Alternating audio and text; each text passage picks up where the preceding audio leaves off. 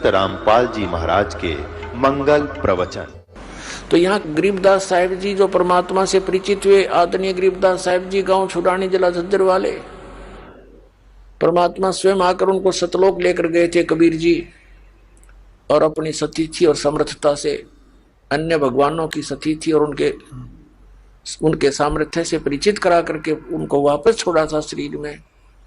तब गरीबदास साहिब जी ने कहा था कि तुम कौन राम का जपते जापम और ताते कटे ना तुमरे तीनों तापम। तुम किन भगवानों की भक्ति कर रहे हो जिनसे तुम्हारे तीन ताप भी नहीं कट सकते। तो हम उसी प्रसंग पर आते हैं कि जैसे किसी के पैर में कांटा लगा हो, जूता तभी पहनेगा जब वो कांटा निकल जाए। अब जैसे किसी को किसी प्रकार का कोई कष्ट आया हुआ घर पे, शरीर पे, और उसको कोई ये कहे कि ये तो तेरे प्रारब्ध में लिखा है, कष्ट तो तुझे भोगना ही पड़ेगा, ले ये मंत्र या जाप, ये भक्ति कर ले, भविष्य में दुख नहीं होगा। वो भक्ति नहीं कर सकता, कहने की बातें हैं। और फिर परमात्मा दया करे, जैसे ये मंत्र हम देते हैं कि इस मंत्र के जाप करने से तुम्हारे कांटे निकलेंगे, तो कांटे निकालने के लिए प्रयत्न करना पड़ता है, चाहे थोड़ा बहुत कष्ट भी हो जाए। कांटा निकला और सुख हुआ, तो जो विधि दास बताएगा इससे आपके प्रारब्ध के पाप भी नाश होंगे और आपके संचित कर्म जो ढेर लगा रखा है आपका, असंख्य जन्मों के पहाड़ जितने संचित कर्म आपके पड़े हैं पाप, उनका भी नाश करेंगे। ये वो साधना दास आपको देगा जो भगवान ने बताई आकर के। क्या बताया है कि बिन साहेब की बंदगी कहीं ठोर ठिकाना ना, तुम कौन राम का जपते जपम, ताते कटे ना तुमरे तीनों तापम। तो यहां बताया है एकम शरणम वर्ज, उस परम अक्षर की शरण में जाने से, उसकी भक्ति करने से आपको फिर वो ठोर ठिकाना मिलेगा, आपको शाश्वत स्थान मिलेगा, जहां जाने के बाद साधक फिर लौटकर कभी संसार में नहीं आते।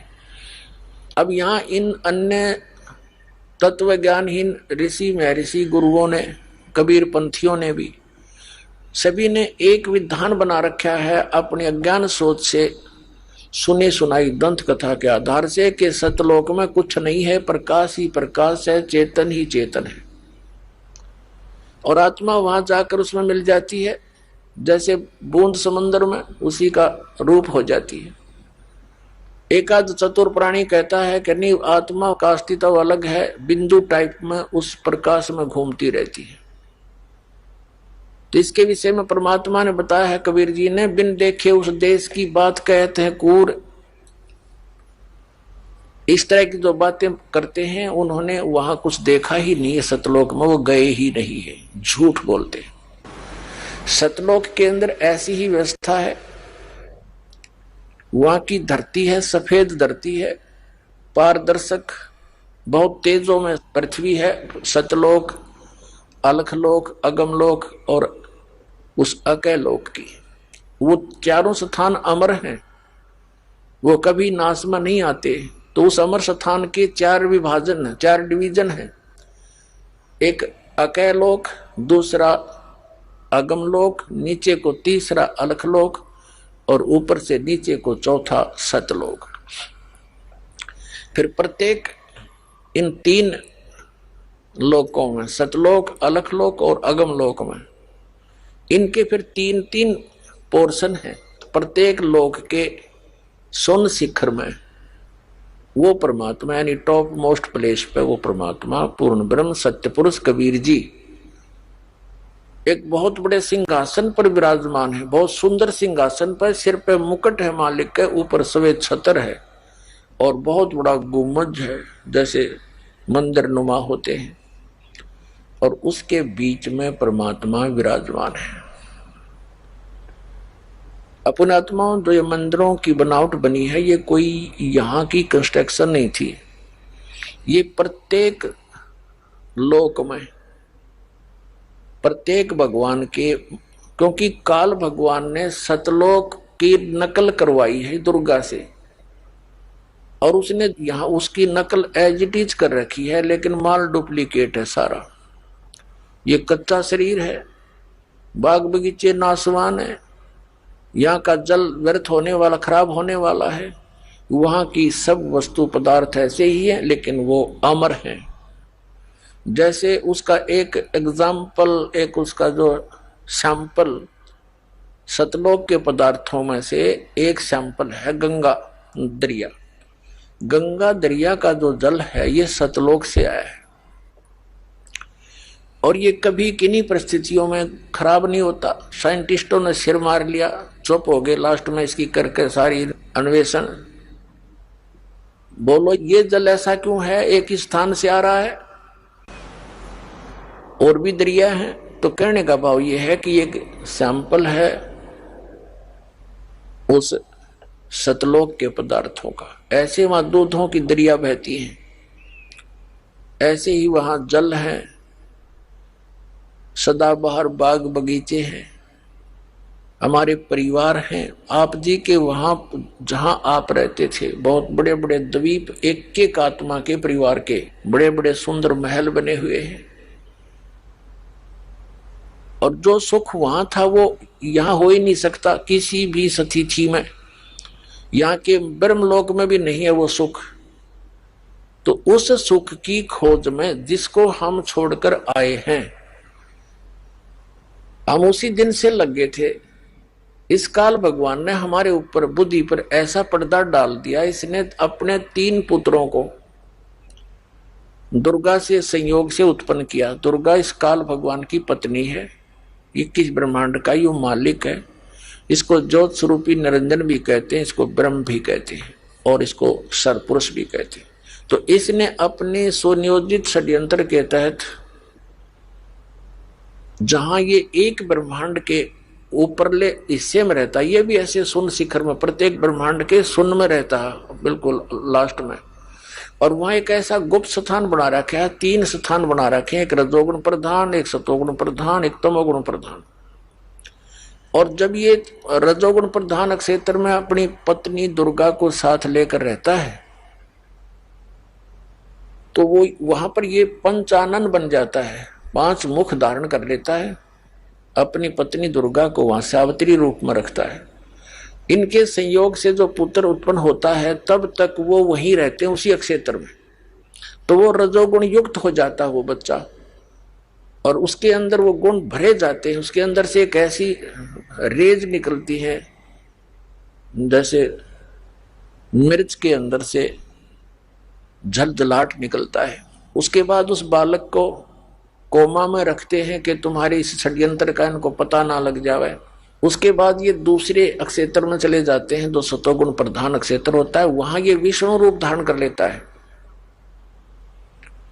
और अपनी पत्नी दुर्गा जी को ये लक्ष्मी रूप में साथ लेकर रहता है। इनके संयोग से जो पुत्र उत्पन्न होता है वो ऑटोमेटिकली सतोगुण युक्त हो जाता है, और इसको भी जन्म होने के बाद वहीं पर रखते हैं उसी क्षेत्र में, और वहीं पर इसकी परवरिश जारी रखते हैं, इसको कोमा में रखते हैं, अचेत रखते हैं। उसके बाद फिर ये तमोगुण प्रधान क्षेत्र में चले जाते हैं दोनों पति पत्नी दुर्गा और ये ज्योति निरंजन काल। तो वहां पर भी ये शिव रूप धारण कर लेता है, जैसा आप देखते हो चित्रों में, और दुर्गा को पार्वती रूप में रखता है। इन दोनों के संयोग से जो पुत्र उत्पन्न होता है उन्हीं के आकार का बन जाता है, जिस जिस स्थान पर ये जिस रूप में रहते हैं, और फिर वो तमोगुण युक्त हो जाता है। इन तीनों को कोमा में रखते हैं। जब ये युवा हो जाते हैं तो तीनों को अलग अलग स्थानों पर रखकर सचेत करके इनको इकट्ठा कर देते हैं। फिर इनको कुछ भी ज्ञान नहीं होता हम कहां से आए हैं, कौन हमारा जनक है।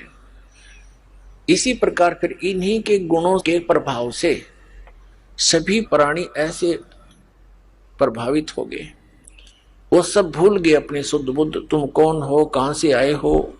जैसे किसी ने कोई घुट्टी शराब की ला ली और पड़ा गली में, उसको पता ही नहीं तू कहां पड़ा है।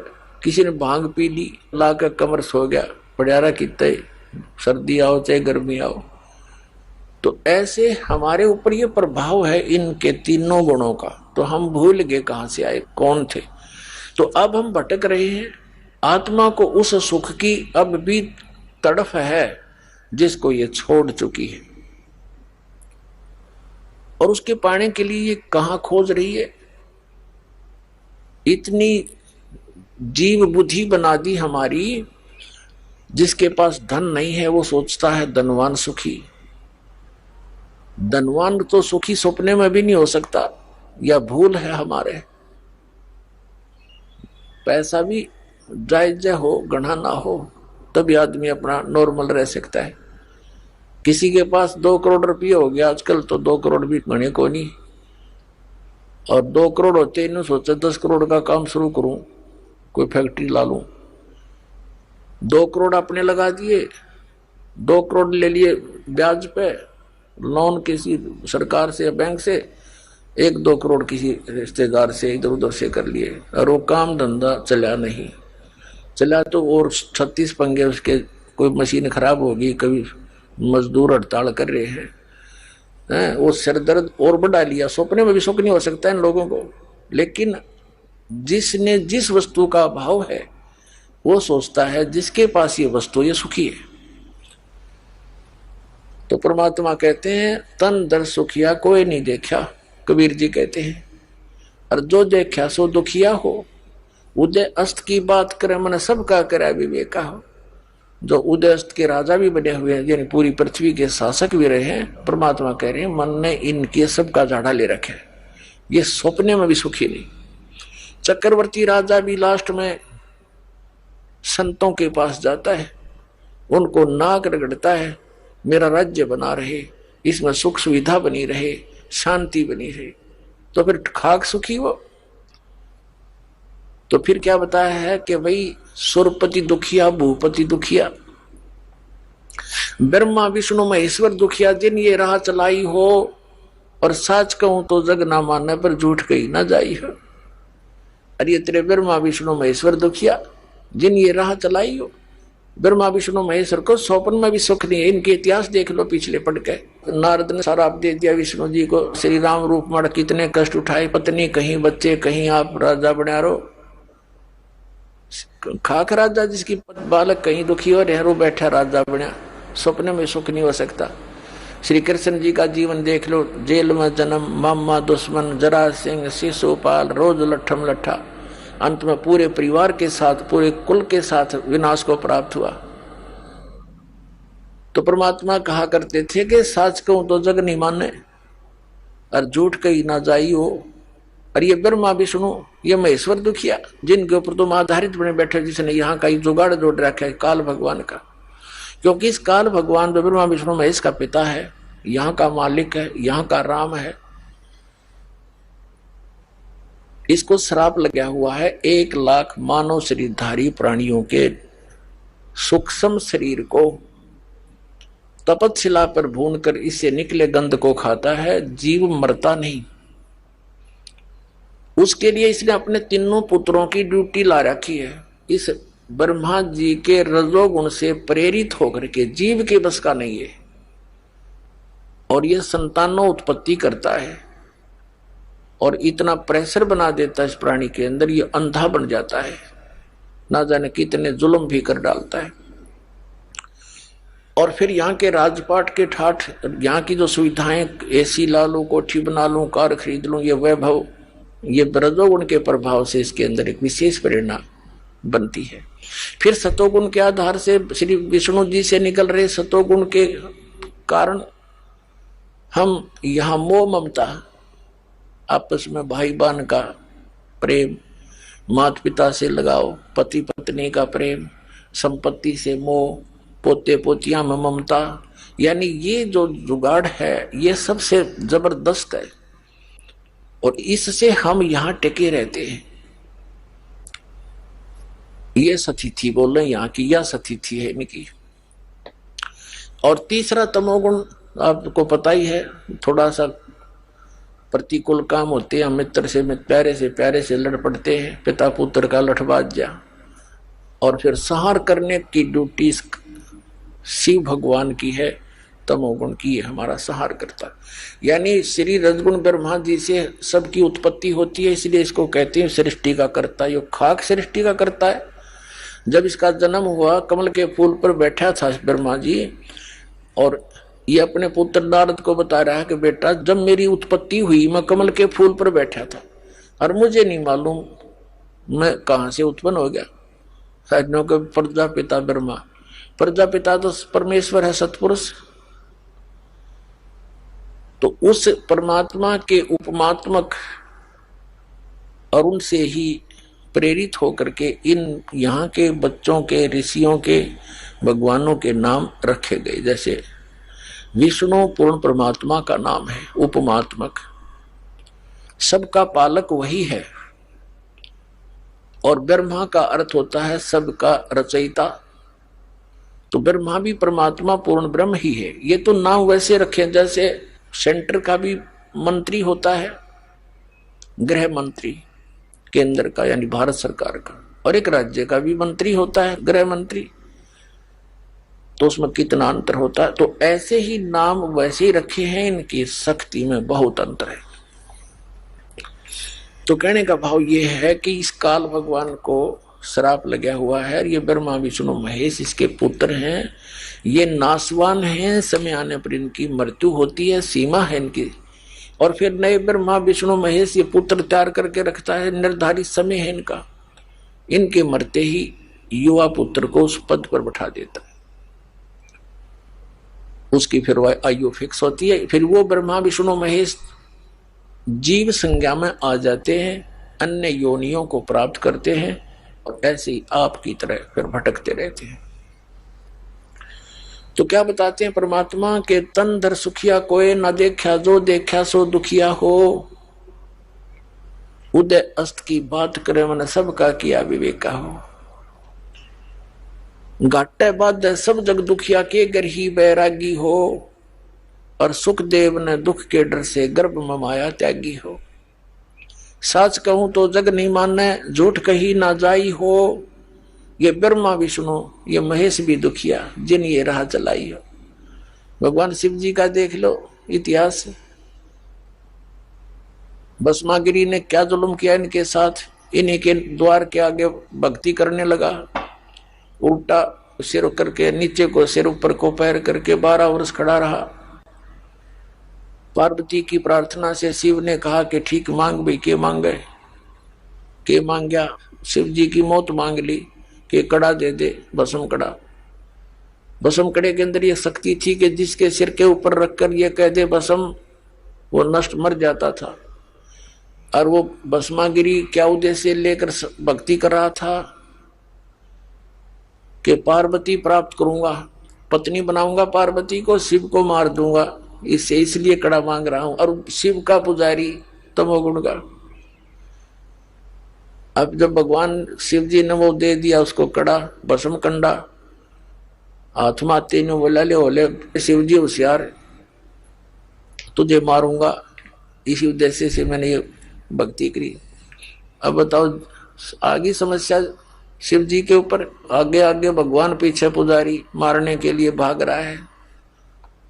और भी कितनी समस्याएं हैं। जैसे एक बार पार्वती जब दक्ष राजा के घर जन्म था, राजा दक्ष के घर पे जाके मृत्यु को प्राप्त होगी हवन कुंड में जल के। भगवान शिव गया वहां, लठ बजाया उन गेल्या, झगड़ा किया खूब अपने ससुर के साथ। पार्वती को यानी मरी हुई उस अस्थि पिंजर को लेकर 10,000 वर्ष तक भटकता रहा, हाय पार्वती हाय पार्वती। और फिर भगवान ने उसका सुदर्शन चक्कर मार कर उसके टुकड़े टुकड़े करे। उस शक्ति के, माया के, यानी पार्वती समझो उसने दक्ष पुत्री के अस्थि पिंजरों के, तब उसका मोह टूटा। तो पुण्यात्मा परमात्मा कहे साच कहूं तब है तुम मानो को नहीं। इसी सच कहने के कारण परमात्मा के साथ कितने जुल्म किए थे, उन करवाए थे उन नकली गुरु महर्षियों ने। तो परमात्मा कहा करते थे कि भी यहां सुख नहीं मेरे बच्चों, जिस सुख की तुम्हें खोज है, तलाश है, चाह है, वो जंतर मंत्र मेरे पास है, वो विधि मेरे पास है, मुझसे वो ग्रहण करो, मेरी मर्यादा में रहो, तो मैं वहां भेज दूंगा, जहां जाने के बाद फिर लौट कर कभी संसार में नहीं आते। लेकिन हमने परमात्मा की बात मानी नहीं, क्योंकि हम अज्ञान से परिपूर्ण कर दिए गए थे इस काल के दूतों द्वारा।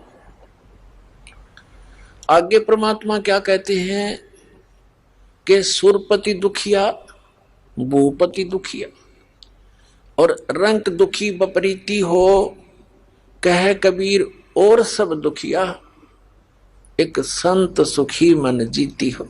अब परमात्मा ने निष्कर्ष निकाल दिया सारे अपने ज्ञान का कि बिना तो सुरपति सुखी, सुरपति माने देवताओं का मालिक राजा इंद्र। अब हम यहां एक सरपंच बन जाते हैं, चेयरमैन बन जाते हैं, मेंबर ऑफ पार्लियामेंट बन जाते हैं, या एमएलए बन जाते हैं, मंत्री, मुख्यमंत्री, प्रधानमंत्री, राष्ट्रपति बन जाते हैं एक छोटे से टुकड़े का। तो हम ये सोच बैठते पता नहीं हमने क्या पा लिया। कुछ भी नहीं पा लिया।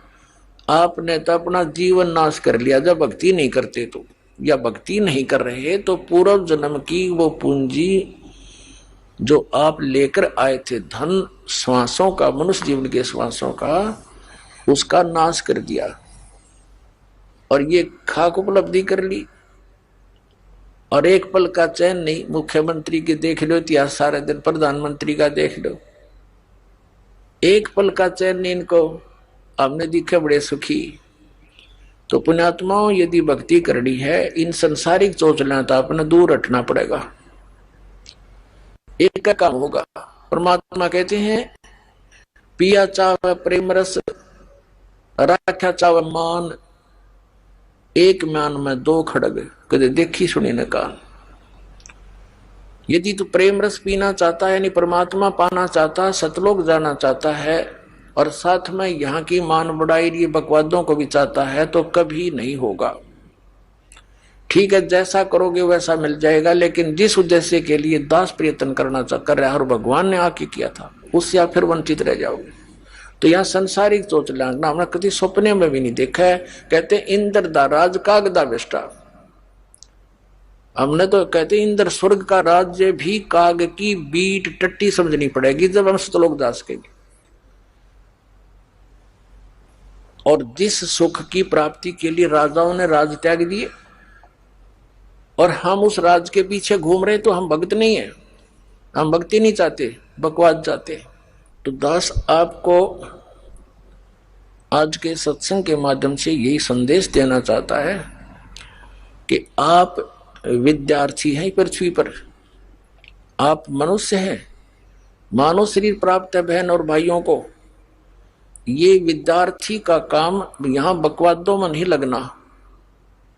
यहां सत भक्ति करके आपको यहां की किया हुआ वर्क डन, इसका बेनिफिट उस क्षेत्र में मिलेगा जहां की तुम साधना ट्रेनिंग कर रहे हो। कोई इंजीनियरिंग कर रहा है तो इंजीनियर लगेगा, डॉक्टरी कर रहा है तो डॉक्टर लगेगा, और अन्य साधना कर रहा है, उसी के आधार से आगे उसको उस क्षेत्र में जॉब मिलेगी। तो आप जी वो साधना कर रहे हो, आप विद्यार्थी हो, आपको सतगुरु मिल गया है, तो वो साधना मिल गई है जो सतलोक में आपको सदा सुखी करेगी। वहां जाकर फिर वापस नहीं आना होगा, और वहां आपका ऐसा ही व्यवस्था होगी। अब यहाँ का जो कति अस्थायी डुप्लीकेट जुगाड़ है आपका, लेकिन आपकी बुद्धि इस ज्ञान से उठेगी, इस ज्ञान से ही यहाँ के इन सुखों से हटेगी, और तब हम ऊपर चलेंगे, सतलोक जा सकेंगे। तो जैसे दास कह रहा था कि ब्रह्मा विष्णु महेश की जो गुण है ये आपको प्रभावित कर रहे हैं, आपके बस की बात नहीं।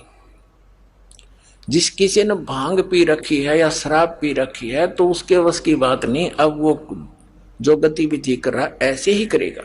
उसकी एंटीबायोटिक गोली टैबलेट दी जाएंगी, ट्रीटमेंट किया जाएगा, तो फिर वो उतर जाएगी भांग और शराब, फिर वो ठीक गतिविधि करेगा। तो अब जो परमात्मा दत्त ये ज्ञान है, कबीर भगवान द्वारा दिया गया जो ज्ञान है, इस मालिक की ये उनके मुख कमल से बोली वाणी है जो दास सुना रहा है स्पीकर की तरह। तो उस मालिक की वाणी में इतनी शक्ति है, ये बोली जा रही है, ये ज्ञान सुना जा रहा है, तो आपकी आत्मा के ऊपर जो वो नशा हो गया है वो हट जाएगा, कम हो जाएगा, समाप्त हो जाएगा। और फिर आपकी यहां से इच्छाएं हटेंगी, आप सीधे चलोगे। भांग उतरी, नशा उतरा, आदमी फिर तो ठीक बोलेगा, सब व्यवहार ठीक रखेगा। उस समय उसको मालूम नहीं तू माँ को गाली दे रहा है या पिता से बुरा बोल रहा है, कहाँ खड़ा है, कहीं नंगा पड़ा है। तो अब हम इस काल की भांगने पिए पड़े हैं।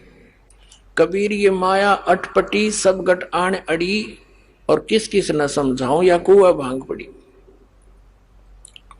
तो ये परमात्मा का ज्ञान और ये भक्ति एंटीबायोटिक का काम करेगी। आपकी अब नशा उतरेगा भी, आप फड़कोगे एकदम, सचमुच क्या कर रहे हैं। पिछले इतिहास याद दिलाए जाते हैं कि यहां तो आप रह ही नहीं सकते। आप यहां देखो कितना आपके बच्चे हैं, परिवार है, माता है, पिता है, संपत्ति है, आप बिल्कुल सेट हुए बैठे हो और इस स्थिति इस भाव से रह रहे हो कि अभी अपना नंबर नहीं है। मृत्यु तो कभी कभी याद आती है, जब सत्संग में या कोई आते हैं या कहीं कोई मर जाता है, 10 मिनट उसने लकड़ी डालन जावे हैं, तब थोड़ा सा महसूस हो है भाई के ले गया यू। उल्टा मुंह होते चलो वो कोरोना, क्योंकि प्रेशर है इसके ऊपर, जीव के बस की बात नहीं। और याद रखे तो वो फिर के किला तोड़ेगा, याद रख के क्या कर सकता है। पेट लगा दिया करे बिना भरे नहीं, संसारिक इतनी मर्यादा बना दी कि ना करे तो फिर समाज में रह नहीं सकता। तो हमने काल के द्वारा हमारे ऊपर लादे हुए उस अननेसेसरी वेट को हमने पटक देना है, रखना नहीं सिर पे। उसमें कौन कौन से हैं, ये बड़ी बड़ी कोठियां बनाना, 5-4 प्लॉट लेकर डाल देना इस आशा से कि घने हो जाएंगे और कल मृत्यु हो जाए, घने शर्मा मारेंगे हम। बच्चों को भी मार्ग पर लगावे, परमात्मा से जोड़ उसके बच्चों को आपका परम कर्तव्य बनता है। फिर मालिक आप रुखाड़ा होगा। कहते सिर सौंप्या गुरु देव को, सफल होया ये शीस, नितानंद इस शीस पर आप बसे जगदीशी। सिर सौंपया गुरुदेव का, भगवान के निमित्त कर दिया, बच्चों को नाम दिवा दिया, सिर सौंप दिया, और कौन सा काट के थोड़ा चढ़ाना है। यानी अपने परमात्मा पर समर्पित हो जाना, उसमें एक ही भाव समझना। अब जैसे एक आश्रम के अंदर कुछ 5-7 भक्त रहा करते थे, गुरुजी उनको शिक्षा दिया करते थे कि भाई भक्ति मार्ग के अंदर गुरुजी के वचन को पालन करना अनिवार्य होता है। चाहे आपने अपनी क्रियाएं अच्छी लगती हो, पर गुरुजी मना कर देता है तो आपने तुरंत त्यागनी होंगी, यदि मोक्ष और भक्ति लाभ चाहते हैं। भाई जो गुरु बचन पे डट गे रकट गे फंद 84 के, भाई जो गुरु बचन पे डट गे रकट गे फंद 84 के, कट गे फंद 84 के, रकट गे फंद 84 के। भाई जो गुरु बचन पे डट गे कट गे फंद 84 के, वस्तु मिली ठोड़ की ठोड़ मिट गी मन पापी की दौड़। वस्तु मिली ठोर की ठोर मिट गी मन पापी की दौड़। भरम मिटे मथुरा काशी के, भरम मिटे मथुरा काशी के। भाई जो गुरु बचन पे डट गे कट गे फंद 84 के। ऐसी शिक्षा दिया करता था। एक दिन उस गुरुजी ने सभी शिष्यों को बुलाया और कहा, पहले तो ये प्रवचन किया कि भाई गुरु की आज्ञा का पालन करने वाला शिष्य सफल होता है, और गुरु की आज्ञा की अवहेलना करने वाला असफल होता है। फिर कहने लगा भी एक काम करो, तुम मेरे सिर में 5-5 जूते मारो। सभी साथ साथ बैठे थे, सुन्न हो गए, सामने देख नहीं रहे, नीची गर्दन कर दी। तब गुरुदेव ने फिर कहा भी मैंने आपसे क्या बोला है, गुरुजी की आज्ञा का पालन करना चाहिए। वो एक भी ना उठे, एक खड़ा हुआ, अपना जूता निकाला, गुरुजी के चरणों में जो आसन पर बैठे थे उनके नीचे बैठ गया जाके, और उनके चरणों के निकट जाके अपने सिर में 5 जूते मारे। तब गुरुजी ने कहा भाई डांडी मत मारे, तेरे सिर पे नहीं कहा, मैंने मेरे सिर पे कहा है। तब उसने क्या जवाब दिया विवेकवान व्यक्ति ने कि हे गुरुदेव, ये दास का शीश भी तो आपका ही है, क्या इस दास को आप अपना नहीं मानते? तब उसने कहा था बेटा इसमें विवेक की आवश्यकता है, और सिर सौंपना इसका नाम होता है, काट के नहीं देना। तो सिर सौंप्या गुरुदेव को, सफल होया यो शीश, नितानंद इस शीश पर आप बसे जगदीश। तो उन बच्चों को भी मालिक तो जोड़ दे, पावर की करेक्शन दे दे उनसे। तो जो काम पावर से होगा वो हाथ से नहीं हो सकता, मैनुअली नहीं हो सकता। जैसे आटा पीसा करती हमारी माताएं, 1 घंटे में जाकर 2 किलो मुश्किल से पीसा करती। अरे पावर कनेक्शन ले लिया, cut cut cut cut cut 1 घंटे में पीस दे 2 मण 80 किलो। तो कहने का भाव ये है कि जब हम मालिक से जुड़ जाएंगे तो हमारा सारा काम परमात्मा की शक्ति से होगा। तो जैसे प्रसंग जो चल रहा था कि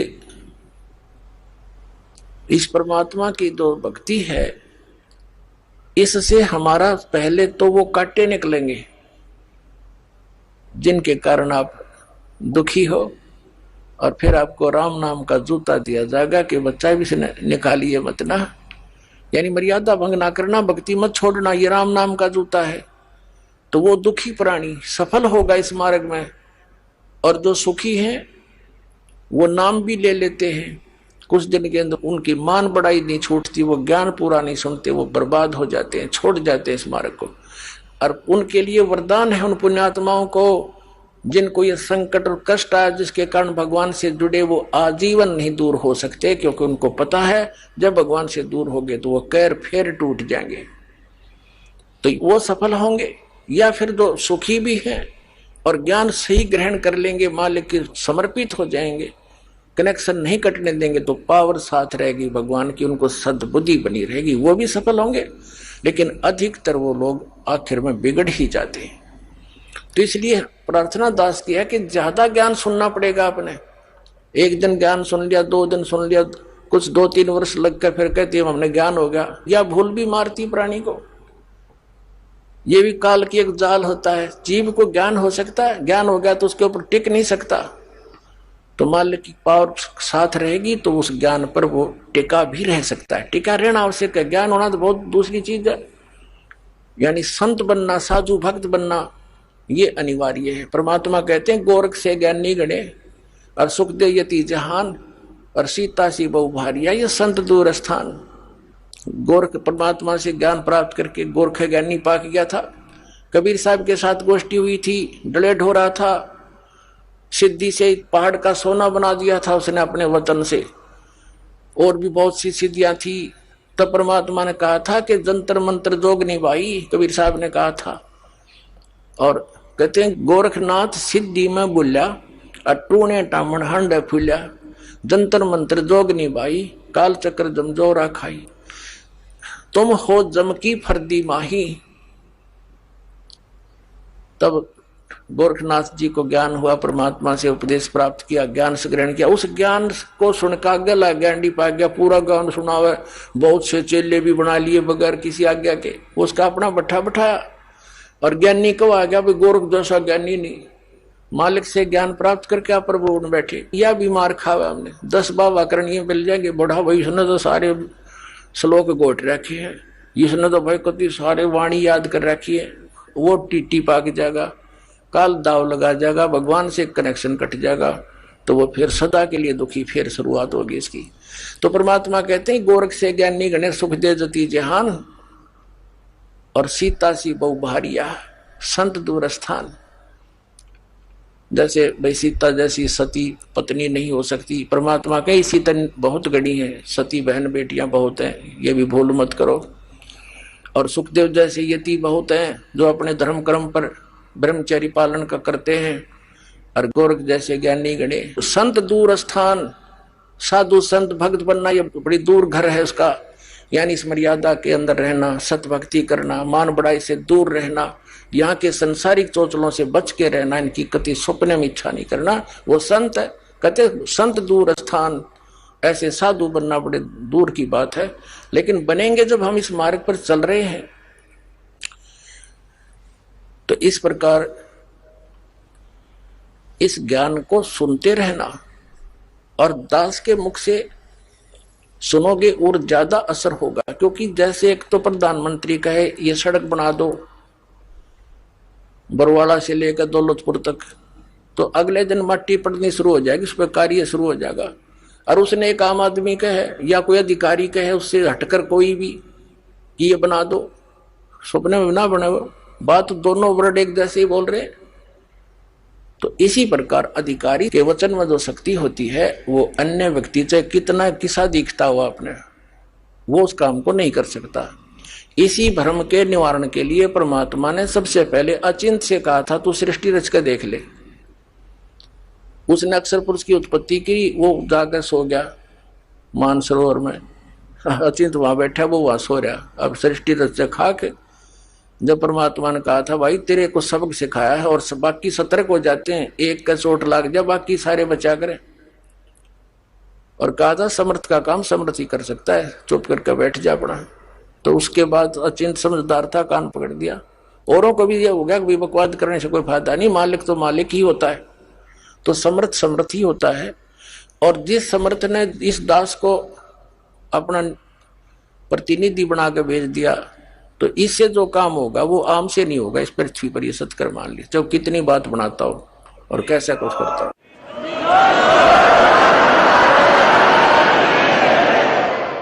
ये इसलिए बताया जाता है कि फाउल पॉइंट हो जाएंगे, मार खा जाते हो आप। अब परमात्मा की वाणी है, परमात्मा के वचन है, दास सुना रहा है, ये अधिकारी बना रखे है, इसलिए सुना रहा है। ना तो मेरे के सिर में दर्द था, अपना भक्ति करूं, माला फेरूं, और गुरु जी के चरणों में बैठा अपना टाइम पास हो रहा था। आदेश हो गया धनी का के नाम दिया करे। नाम देना कोई बालकों का खेल नहीं है, ये तो सबका अपना वजन सिर पर रखने वाली बात है। जो अधिकारी नहीं है तो अब जैसे एक कोई अधिकारी है, वो कितने व्यक्तियों को अपने घर पर नौकरी दे सकता है, एक ना रुटे उस पर एक भी नौकर है। और वो गवर्नमेंट का अधिकारी है, गवर्नमेंट की तरफ से उसको आदेश है कि आप इतने क्लर्क भर्ती कर दो, इतने टीचर भर्ती कर दो।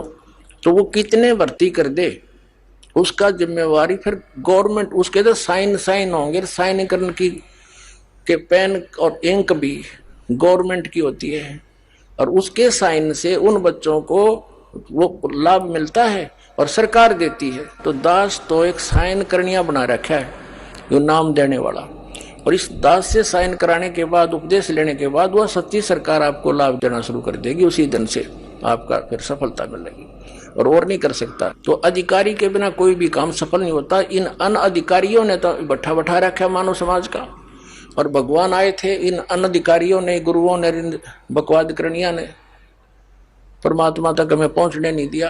और अब भी ये आगे आडे अड़ रहे हैं, पर अब इनकी बसावे को नहीं किससे की देख लेना। मालिक का वचन है भी ये कि अब कोई इसके आगे नहीं अड़ सकेगा, इस ज्ञान के आगे टिक नहीं सकेंगे। और ज्ञान सब ज्ञान डी, कबीर ज्ञान सो ज्ञान, और जैसे गोला तो गायब करता चला मैदान। अब प्रसंग चल रहा है कि सुरपति दुखिया भूपति दुखिया,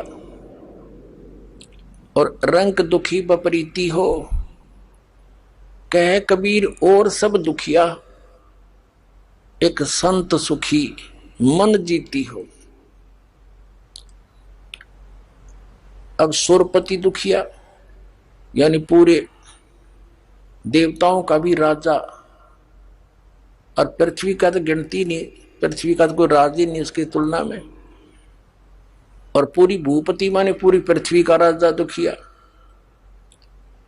और रंक दुखी बप्रीति हो, रंक भी दुखी, गरीब तो दुखी है ये स्वाभाविक, उसको तो सबको पता हो, तो सारे कष्ट उसके ऊपर, गरीब के ऊपर। और जब वो भक्ति से जुड़ जाता है, मालिक की शरण में आ जाता है, सत भक्ति करता है, तो फिर वो रंक भी और वो राजा भी एक स्कूल के बालक, एक क्लास के विद्यार्थी हो जाते हैं और दोनों को समांतर लाभ मिलना शुरू हो जाता है। लेकिन परमात्मा कहते हैं कि संत सुखी मन जीती हो। अब नाम लेने के बाद हमने अपने मन को जीती बनना पड़ेगा। कैसे जीतेंगे? बात वही आती है जो गुरु वचन पर डट गए कट गए फंद 84 के। इस ज्ञान से मन डटेगा, इस ज्ञान से मन की रुकावट बनेगी और ये मन फिर ऐसा हो जाएगा। ये बिल्कुल तो समाप्त होता नहीं, क्योंकि ये भी यहाँ 21 ब्रह्मांड का मालिक, ये काल है, उसका एजेंट है ब्रह्म का। इसको इस ज्ञान से आत्मा इतना टाइट कर देगी, देखो ये हानि नहीं पहुंचा सकता। जैसे दास का जन्म किसान परिवार में हुआ, हम देखा करते थे जो बैल ज्यादा फूफा करता था उसको टाइट रस्से से बांध देते थे, उसकी रेंज कम कर देते थे, उसके सिर सर मारने की, तो उसकी कुछ सीमा होती थी, उस तक ही वो फूफा कर सकता था, हानि नहीं पहुंचा सकता था।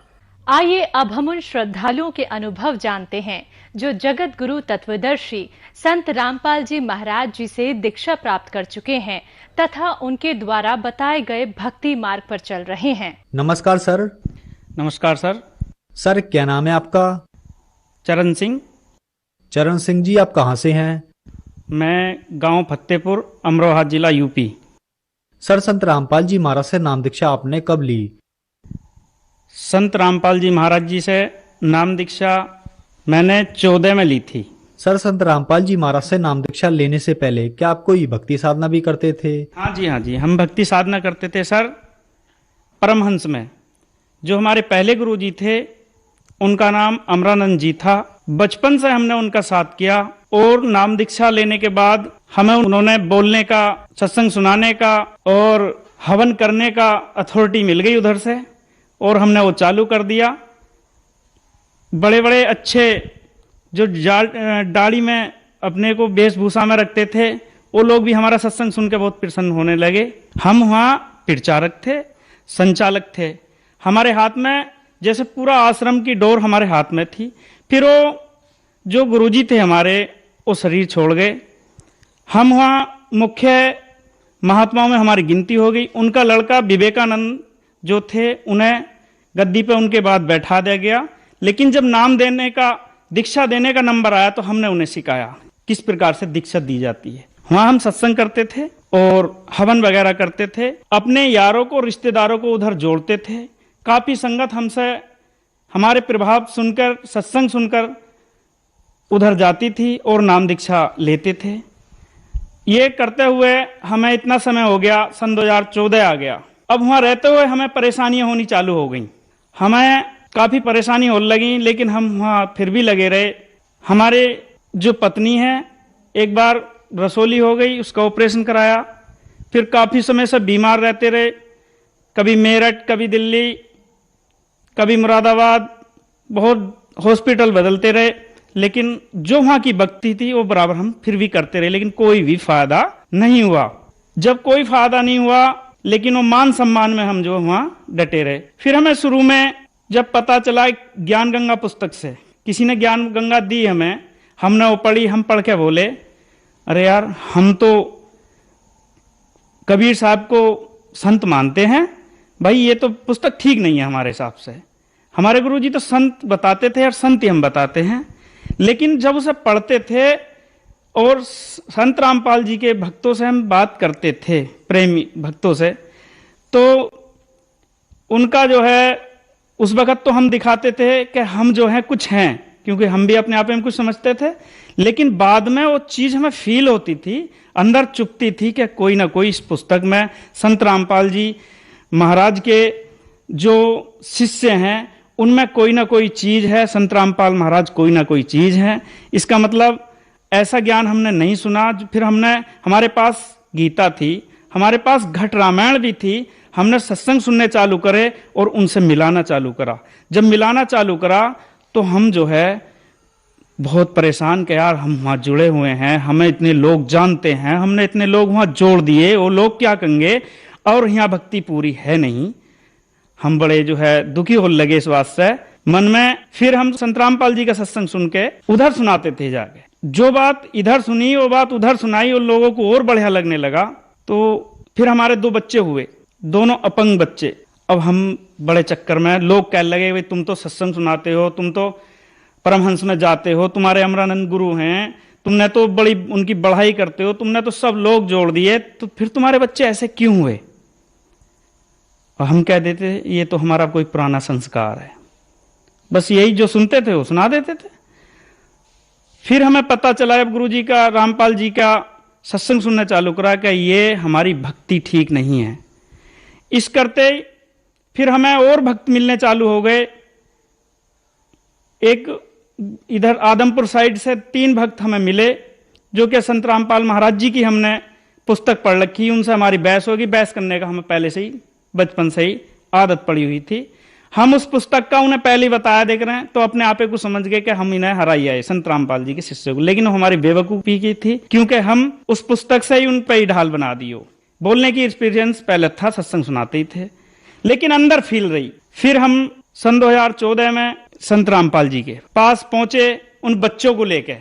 ज्ञान तो हमें पता चल चुका कि ऐसा ज्ञान किसी के पास नहीं है। हम भटके हुए हैं, लोगों को भटका रहे हैं, ये हमारी जो है मूर्खता है। हम उधर पहुंचे, अपने जो हमारे अपंग 2 बच्चे थे हम उन्हें लेके पहुंचे, लेकिन दिल में यही रहा कि हमारे गुरुजी तो दूसरे हैं।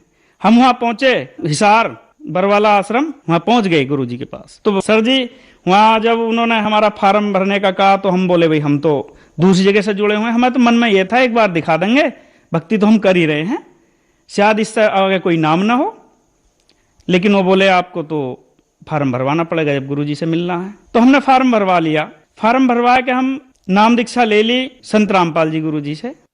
सर, संत रामपाल जी महाराज से नाम दीक्षा लेने के बाद आपको क्या लाभ प्राप्त हुए? भगत जी, लाभ तो जरूर प्राप्त हुए, लेकिन हमारी थोड़ी कमी रही। हम रामपाल जी गुरुजी के सामने जब पहुंचे तो हमने तो ये सोच रखा ये बच्चे दिखाने हैं हमें ये जो है क्लियर, हमने गुरु नहीं माना उन्हें, ये हमारी जो है अल्पज्ञता थी। हम उधर से दीक्षा लेकर हमने जो मंत्र बताए वो जपे, लेकिन वो पिछले भी जपे तो वो सांस में सुमरन है, उससे बड़ा थोड़ा ही है, हमें पूरा पता नहीं था। फिर हमने सब कुछ छोड़ दिया और अपने हुई मान सम्मान में, और महाराज जी गुरु जी पैर छूते थे, 500-500 रुपए देते थे और सत्संग सुनते थे हमारा, और हम जो है हवन करते थे। जो हम सत्संग सुनते थे उसकी बाणी, इनके संत रामपाल जी गुरु जी की बाणियों का जो है उसका असर होता था। फिर हमने अपने मोबाइल लिया, इंटरनेट देखने चालू करे, इंटरनेट पर गुरुजी के सत्संग सुनने चालू करे। फिर आंखों से आंसू निकलने लगे। मैंने की तैना ये क्या करा, जब लोगों के इंटरव्यू सुने, गुरुजी की बाणी सुनी। सुनाते हम पहले से गीता पढ़ते थे, वहां गीता में क्या बताते थे, जहां हम पहले जाते थे कि हे अर्जुन मैं तेरे लिए वो ज्ञान कह रहा हूं, तो वहां गीता ज्ञानदाता कहता है हे अर्जुन तू नहीं जानता मैं जानता हूं, तेरे और मेरे जन्म बहुत हो चुके हैं, तू नहीं जानता मैं जानता हूं। अब इस बात को हम भी सुनाते थे और सुनते भी थे, लेकिन जब संत रामपाल जी महाराज जी के वाणी सुनी हमने, उन्होंने कही कि इसके तो जन्म हो रहे हैं, मर रहे हैं, इसकी भक्ति करने से क्या फायदा है। ओह, दिमाग खुल गया। मैंने की बताओ, हम तो इसे बोलते थे और जो हमारे पहले वाले गुरु जी थे वो बोलते थे, लेकिन उन्हें पूरा नहीं पता। इसका मतलब संत रामपाल जी ही पूर्ण संत हैं, जो क्या सही तरीके से वेदों को जानने वाले, शास्त्रों को जानने वाले, इस संसार को मुक्त करने के लिए आए हुए हैं। हमने जो है सत्संग सुनने चालू कर दिए और फिर से विचार करा के कैसे ही संत रामपाल जी से फिर से मिलेंगे और हम अब और कोई भक्ति नहीं करेंगे, अब किसी को हम और सत्संग नहीं सुनाएंगे, किसी के यहाँ हवन नहीं करेंगे और उधर किसी को नहीं जुड़वाएंगे। ये मन में धारणा बनी और हमने टटोलना चालू करा। फिर हमें पता चला कि ऐसे ऐसे जो है यहाँ मुरादाबाद में जो है गुरुजी का सेंटर चल रहा है, संत रामपाल जी महाराज जी का सेंटर जो है लगा हुआ है। हमने पता निकाला और हमने एक महात्मा जी थे वहां, निर्वानंद जी जो हमारे गुरु भाई थे, उन्होंने अपने चेले बना रखे थे, उनसे कही, उनसे फोन पर समझाया, और 2 4 5 व्यक्तियों को हमने गुरु जी के बारे में समझाया। मैंने कि भाई सत्संग सुनो, ये बात हमारी चलती रही। जब ये बात चलती रही तो उन लोगों ने सत्संग सुना, सत्संग सुनकर उनके समझ में आया। उसी दौर में पहले तो हमने अपनी घरवाली के एक जो अपनी पत्नी थी हमारी, उसके एक रसोली निकलवा दी, उसके बीच में एक लाइपोमा हो गया। लाइपोमा मतलब चर्बी इकट्ठी हो जानी। बहुत इलाज कराया, वहां जाते रहे, लेकिन कुछ फायदा नहीं हुआ। अब हमने गुरुजी को, संत रामपाल जी को गुरुजी मानना चालू कर दिया ढंग के साथ। अब अपनी गलतियों का एहसास हुआ। हम मुरादाबाद में हमने ऑपरेशन के लिए भर्ती कर दी। वहां सब डॉक्टर फेल हो गए, बोले लाइपोमा नहीं निकल रहा, और ऑपरेशन खुल गया लेकिन वो बवाल नहीं निकला। हम पे सूचना आई कि अपनी पत्नी को कहीं बाहर ले जा। हम बड़े परेशान। हमने संत रामपाल महाराज जी को तन मन धन से याद किया कि आज से मैं अपना गुरु, आपको अपना गुरु मानता हूं और संसार में किसी को नहीं मानता। अगर आप पूर्ण परमात्मा हैं, पूर्ण संत हैं, इस सृष्टि के तारणहार हैं, तो हे भगवान, ये जो बीच में ऑपरेशन रुक गया है इसे पूरा करिए। तो जो डॉक्टर मना करके चला गया छुट्टी पे, अब छुट्टी हो गई 5 बज गए थे। जब प्रार्थना करी तो डॉक्टर वापिस आया। आके उसने, वो परमात्मा ने, संत रामपाल जी महाराज ने भेजा, और आके वो ऑपरेशन सफल हुआ। और पता चला हमें कि जो है ऑपरेशन सफल हो गया, और डॉक्टर लौट कर वापस आ गया। मैं इनकी गुरुजी आप धन्य हैं संत रामपाल जी, आप ही जो है पूर्ण संत हैं, आप ही पूर्ण परमात्मा को बताने वाले हैं, इस संसार में कोई नहीं है। तो इसका हमें बहुत बड़ा लाभ हुआ, और संत रामपाल महाराज जी की ही कृपा हुई कि वो ऑपरेशन सफल हुआ। अन्य तो खुले हुए ऑपरेशन को लेकर हम कहां जाते, हम तो बहुत परेशान थे अगर जो गुरुजी की शरण संत रामपाल महाराज जी की कृपा ना होती हम पे। अब उसके बाद एक लाभ और हुआ मुझे। ऐसे तो बहुत लाभ हुए भगत जी, लेकिन मैं आपको खास लाभ जो मोटे से हैं वो बता दे रहा हूं। अब जो है मेरा वैसा पेशे से मैं डॉक्टर हूं, डॉक्टरी का काम है, और किसान है घर से। अब छोटे भाई ने गन्ना भर दिया ट्रॉली में, बोले आज आप लेकर जाओगे। मैंने कहा यार हमने तो बहुत दिन से ट्रैक्टर नहीं चलाया, रास्ता बहुत खराब है। वो तो भर के 50-60 कुंटल गन्ना और चले गए। लेकिन वो पीछे जो खिड़की होती है, डाला होता है, वो एक तरफ से लगा दिया, एक तरफ से खुला छोड़ दिया। अब जब गन्ना भरा गया तो फैल गया इतना। जब फैल गया हमने देखा रास्ता भी जो है खराब है, ट्रैक्टर भी बहुत दिन से नहीं चलाया है, तो ये तो रास्ते में फटनी है, किसी झटके में ट्रॉली की बाडी अलग हो जाएगी। कई जने हमने इकट्ठे करे, वो भींचना चाहा, लेकिन उसमें जब इतना लोड था वो एक रत्ती भी नहीं डाले की तरफ बाडी हुई। हमने जो है छोड़ दिया, और मालिक का संत रामपाल महाराज जी पे विश्वास करके राम मंत्र का सुमरन करते हुए हमने ट्रैक्टर चालू कर दिया। सहरे खच्चों में कच्चे बहुत गड्ढे, लेकिन वो चला गया। अगर जो हम गुरुजी के शरण में ना होते तो बीच में ही ट्रॉली फट जाती। हम मील पे पहुंच गए, हमें कोई ध्यान नहीं रहा, हम सुमरन में रहे। वहां कांटे पे ट्रॉली तुल के पंजे पे पहुंच गई। वहां जब पंजे पे पहुंची तो पंजे ने तार दी। 2 पुली जो है मालिक की कृपा से उसी टाली की तरफ चली गई। हम उन्हें तारने गए तो हमारे डैडी, हमारे पिताजी हमारे साथ थे। तो मुझसे बोले कुंदा किसने लगा दिया? तैने लगा दिया। मैंने कि मैं कैसे लगा दूंगा, 10 आदमी उसने बिच रहे। ओहो, मैंने कि ये बंदी छोड़ने लगा दिया। अन्य रास्ते में ही ये तो ट्रॉली भी खड़ जाती, दूसरा ट्रैक्टर आता, दूसरी ट्रॉली आती। बंदी छोड़ सदगुरु रामपाल जी महाराज जी की कृपा हुई, वो बहुत बड़ा लाभ मिला। अन्य हम तो बहुत परेशान हो जाते। तो छोटे मोटे लाभ तो मिलते रहे। और जहां तक है, जहां हम पहले रहते थे वहां पूर्ण ज्ञान नहीं था, और ना ही सृष्टि पे पूर्ण ज्ञान है। अगर आज कोई वेद शास्त्र देख के गुरुजी की नकल करना चाहता हो तो नकल ही रहेगा, वो पूर्ण गुरु नहीं हो सकता। चाहे किसी पंथ का है, किसी भी धर्म का है, कुछ भी है, उसके गुरुजी भी संत रामपाल महाराज जी हैं। वो अपने को माने कि मैं उन्हीं का शिष्य हूं, चाहे वो कहीं संस्था चला रहा है, कुछ भी है। उनसे अलावा संसार में कोई भी पूर्ण संत नहीं है। मेरी आंखों में बहुत बचपन से जलन रहती थी, आंख धोने के बाद मींटता ही रहता था। वह जो पहले मैं वहां जहां जुड़ा हुआ था परमहंस में, वहां भजन करना बैठा तो यूं मींटता रहता था। कोई लाभ नहीं होते थे, दुनिया को सिखाते थे, लेकिन हम खुद परेशान थे। लेकिन संत रामपाल महाराज जी की कृपा से बहुत दवाई करी, पहले कुछ नहीं हुआ। जब संत रामपाल महाराज जी की शरण में आने के बाद एक बार थोड़ी सी सरकारी अस्पताल से दवाई ली, और दो एक बार डाली, फिर यही पता नहीं हो कहां गई।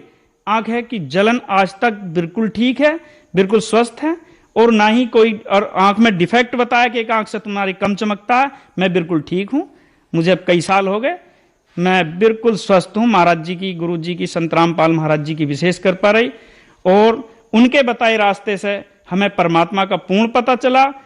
पूर्ण परमात्मा कबीर साहिब हैं, जिन्हें हम संत मानते रहे, भक्त मानते रहे। वही संसार के पालनहार हैं, वही ब्रह्मा विष्णु महेश के दादाजी हैं, वही हमारे सब कुछ हैं, और संत रामपाल महाराज जी की कृपा से हम उद्धार होंगे। सर, आप पेशे से डॉक्टर हैं और आप शुरुआत में एक आश्रम के संचालक और प्रचारक भी रहे। सर, कुछ लोगों की धारणा है कि संत रामपाल जी महाराज से उनके अनुयायी अंधश्रद्धा के तहत जुड़े हैं, क्या ये बात सही है? ये गलत बात है। उन्हें नहीं पता, वो यूं कहते हैं। संत रामपाल महाराज जी से एक बार जुड़े, फिर हमसे भी अच्छा इंटरव्यू देंगे, क्योंकि यहाँ एक एक बात सत्य है। जो आदमी के साथ गुजरता है वो अपना सुनाता है। जो हमारे साथ उधर गुजरा, हमने यहाँ फॉलो किया। आज जो संत रामपाल महाराज जी के साथ हम जुड़े हैं और यहाँ हमें फायदे हुए हैं, वो हमने फॉलो करे। अंधविश्वास में आज कोई नहीं आता है। आज समाज पढ़ा लिखा है, हमारी पुस्तकें हैं, हमारे धर्म पुस्तकें हैं, पूरे सब धर्मों में जो पुस्तकें हैं वो सब देखे। मैंने घट रामायण को देखा, जब गुरुजी ने बताया 5 नाम काल के जानो, 6वां नाम गुप्त कर रानो। अब मैंने घट रामायण देखी, जब घट रामायण देखी तो एक एक शब्द वही मिला। मैंने कि भाई संत हैं तो ये हैं। मैंने गीता है मेरे पास, छोटेपन से पढ़ी है, संतों का साथ करा है, वो वहां अधूरी बातें थी, यहाँ पूरी मिल रही है। अंधविश्वास नहीं है यहाँ तो श्रद्धा है, यहाँ तो पूर्ण भक्ति है, और यहाँ पूर्ण शक्ति है, यहाँ पूर्ण संत हैं, यहाँ पूर्ण परमात्मा है, बाकी संसार में कहीं नहीं। सर, जो दर्शक आज आपको टीवी पर देख रहे हैं, आप उन्हें क्या संदेश देना चाहेंगे? मैं संदेश तो नहीं दे सकता, संदेश तो पहले ही उल्टे सीधे बहुत दिए उधर जहां हम पहले थे। आज संत रामपाल महाराज जी की शरण में हैं। मेरे हाथ जोड़कर निवेदन है कि भाई अपना अनमोल समय, ये मनुष्य शरीर मिला हुआ है, बार बार नहीं मिलता है, इसके लिए देवता भी तरसते हैं। ये भजन करने के लिए मिला है। इधर उधर की भक्ति में वो भजन नहीं है, वो ताकत नहीं है जो संत रामपाल महाराज जी की भक्ति में ताकत है। अपने आप को संत रामपाल महाराज जी के शिष्य बना के और पूर्ण भक्ति, पूर्ण संत की शरण में आके पूर्ण भक्ति करके अपने इस जीवन का लाभ उठाएं। अन्यथा ये मनुष्य शरीर जैसे मिला वैसे चला जाएगा, कोई फायदा नहीं है शरीर में आने का। जल्दी से जल्दी संत रामपाल महाराज जी की शरण में आए और पूर्ण भक्ति करके पूर्ण मोक्ष प्राप्त करें। सर, संत रामपाल जी महाराज से नाम दीक्षा कैसे ली जा सकती है? संत रामपाल महाराज जी से नाम दीक्षा लेने का बहुत ही सरल उपाय है। गुरु जी ने, संत रामपाल महाराज जी ने इतनी बड़ी कृपा करी है, हर शहर में, हर जिले में सेंटर, नामदान सेंटर खुल गए हैं। टीवी पे पीली पट्टी आती है नीचे, उस पे फोन नंबर आते हैं, उन पे नंबरों पे फोन करके अपने नजदीकी सेंटर का पता निकालें और जाकर के वहीं से ही नामदान ले लें।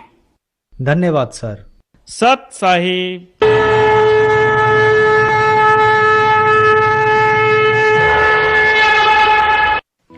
आप सुन रहे थे जगत गुरु तत्वदर्शी संत रामपाल जी महाराज के मंगल प्रवचन। अधिक जानकारी के लिए संपर्क करें 8222